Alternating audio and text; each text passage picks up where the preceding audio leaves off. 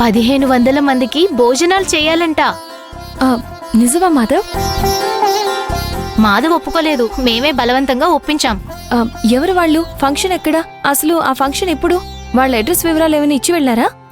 Address తో పనే ఉంది భూమి, అడ్వాన్స్ ఇచ్చారుగా. ఎంత ఇచ్చారు? 2000 ఇచ్చారు. 1500 మంది భోజనానికి 2000 అడ్వాన్స్ ఏంటి? ప్లేట్కి 250 చొప్పున వేసుకున్నా కానీ 1500కి ఎంత అవుతుంది? అవన్నీ ఇప్పుడెందుకు? ఫంక్షన్ అయిపోయిన తర్వాత బ్యాలెన్స్ ఇస్తారు కదా. లేదు, 1500 మందికి భోజనాలు కావాలని చెప్పి అడ్వాన్స్గా 2000 మాత్రమే చేతిలో పెట్టారంటే నాకేదో అనుమానంగా ఉంది. మాధవ, నేను చెప్పే వరకు ఈ ఆర్డర్ కోసం వంట చెయ్యొద్దు. ఎక్కడివి అక్కడే ఆపేయండి.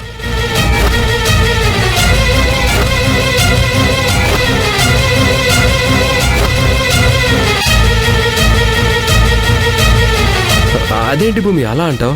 అవతల వాళ్ళు ఫంక్షన్ ఉందని చెప్పారు. తీరా వాళ్ళు ఫంక్షన్ టైంకి వచ్చి మనం అందించలేకపోతే మనకే కదా చెడ్డ పేరు. వాళ్ళిచ్చిన 2000 కోసం 1,00,000 రూపాయలు ఖర్చు పెట్టి నువ్వు ఈ వంటలన్నీ చేస్తే తీరా వాళ్ళు రాకపోతే మనకొచ్చే నష్టం ఎంత?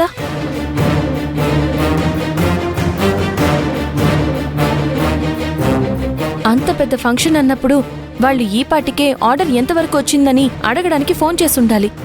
ఫోన్ ఏమైనా వచ్చిందా? లేదు. సరే, ఫోన్ చేయలేదు.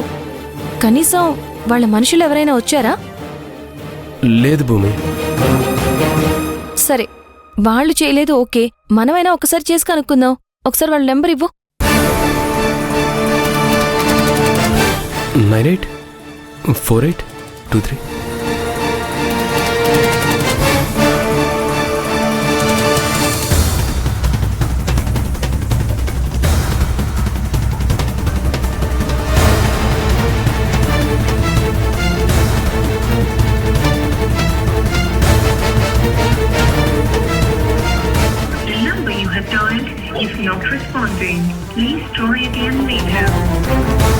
వాళ్ళ మనుషులు రాలేదు, వాళ్ళ నుంచి ఫోను రాలేదు.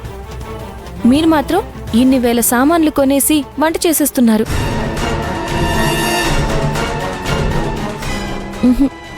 లేదు, దీనిలో ఏదో మోసం ఉంది.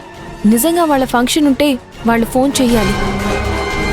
వాళ్ళు కాల్ చేసినప్పుడే మనం వర్క్ స్టార్ట్ చేద్దాం. ప్రస్తుతానికి ఎక్కడవక్కడ ఆపేసేయండి. భూమి, అన్నీ సిద్ధం చేశాం. వంట వండడమే ఆలస్యం. వాళ్ళు ఏదైనా హడావిడిలో ఉండి ఫోన్ చేయడం మర్చిపోయారేమో. తీరా ఫంక్షన్ టైంకి వచ్చి భోజనాలు రెడీనా అని అడిగితే అప్పుడేం చెప్పాలి? ఏం పర్వాలేదు, అన్నీ రెడీగా ఉన్నాయి కాబట్టి వంట చేయడానికి ఎంతసేపు పడుతుంది?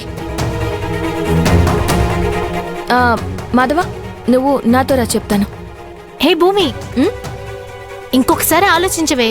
వాళ్ళెంతో నమ్మకంగా చెప్పి వెళ్లారు. నమ్మకంగా చెప్పి వెళ్లారు. నమ్మకం నిలబెట్టుకునేలా ఫోను రాలేదు, మనుషులు రాలేదు. మీరు హోటల్కి కావాల్సినవి చూడండి. వాళ్ళ ఆర్డర్ సంగతి వాళ్ళొచ్చాక చూద్దాం. మాధవ, నువ్వురా. పట్టుకో.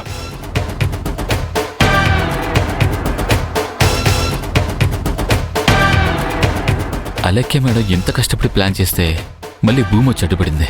కాస్త ఆలస్యంగా వస్తే బాగుండేది.